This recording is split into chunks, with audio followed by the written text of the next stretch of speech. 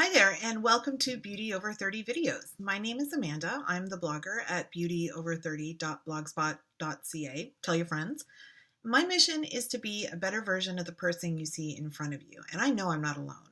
So I created Beauty Over 30 to be a place to learn, to teach each other our best tips and tricks, and to be gorgeous as we move into the next phases of our lives.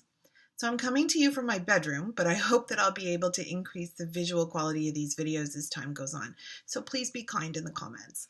Appropriately enough, for the very first Beauty Over 30 video, I'm going to talk about the base, the foundation of all things makeup. And that is, well, foundations, concealers, primers, powders that create the canvas to show off our gorgeous eyeshadows and lipsticks and blushes and bronzers and highlighters and all the fun stuff that we have access to these days. As I've gotten a little older, my skin and makeup needs have definitely changed. I'm 37 years old. My pores have gotten a little more noticeable, and I've discovered some fine lines and laugh lines and redness that certainly weren't there before, back when my freckles counted as foundation and I could whip out a little lip gloss to be all made up. Oh, to be 23 again. So to deal with these changes from the makeup side of things, I've changed the basic face products that I use. The 5 products that I'm going to show to you today are the only things on my face at the moment because I wanted to show you how they can work to create really a very nice canvas.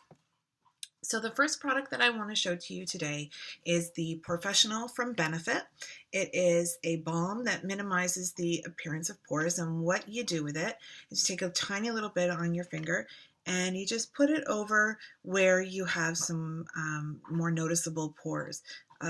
For example, over your eyebrows, or around the chin area, and certainly for me, it's just over here on the cheeks, at the top of my cheeks. So the POREfessional fills in those pores and creates just a flat surface from which to jump with the rest of your makeup. It is 22 milliliters in the package. It is so 3/4 of a US fluid ounce. Some people don't like Benefit because the packaging is a little cutesy and, it's just sort of, it's like the POREfessional, right? Why can't they just call it something else? But anyway, I quite like Benefit. I think it's fun, and so what if it's kind of wacky naming. There is also a POREfessional powder that is meant to be used with this balm. I'm not really sure how that works. I've never used it before. I found that the balm is good enough for me. So if anybody uses it, throw it in a comment in the comments just to sort of share with the class how you feel about the powder and what it does for you. In terms of value, I think it's great. It's around $30 for this, for the 22 milliliters. It's a good size package and or tube of product. You need very little. I've had this for about 2.5 months, and I use it every time I put anything on my face. I always start with the POREfessional, and it does the trick. So I will certainly look into the price here in Canada and the US and post it in the description box of how much this product is. Okay, next is Smashbox's Photo Finish Foundation Primer. I use it in the green. That's their color correcting adjust, and the reason I do that is again because of that redness that I have here and on my forehead, and certainly around my chin as well, and down here. You can still see a little bit of it underneath here, but that's just because I'm warm. It is so cold in Toronto today, so we've got the heat pumped up. So that's what the green is for. Smashbox invented primers, I think, so under foundation primers, and so they do a really great job. And again, you need very little to cover your face. Your face really is actually not that big an area, so these little tubes of product go a long way. Here's the one beef that I have with this. This is the 50 milliliter or 1/2 a fluid ounce travel size of this product. You can get this at Sephora and online. I have never seen it where other places where Smashbox is sold, for example, at Shoppers or other stores like that. The reason I think is because at Shoppers, you get the double size of this. You get the 30 milliliter size. That's the regular size of this product. And it is $49 online and $50 in store at Shoppers Drug Mart. So it's double the size of the travel size, which is $19 at Sephora, and it is $49. It is what is that? 20 bucks? No, $30 more than the travel size for some unknown reason. So I really think Smashbox needs to do something about that and change the pricing on it, because that's a little ridiculous. $11 for double the product. It should be double the price. Alas. Next product that I use is my MAC foundation. Okay, in terms of foundation, I use the MAC ProLongwear foundation. I am shade NW15, and that really means something in the beauty industry.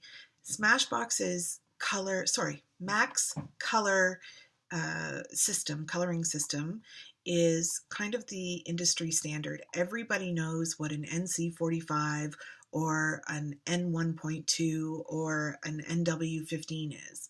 And so if you're looking for another foundation, maybe you don't like MAC's formula, you can always go into the drugstore, for example, and ask for maybe a L'Oreal or a Revlon or a Maybelline foundation and say, well, I'm a MAC NW15, and the cosmetician should know what that means and give you a, like within the realm of reasonability, a match.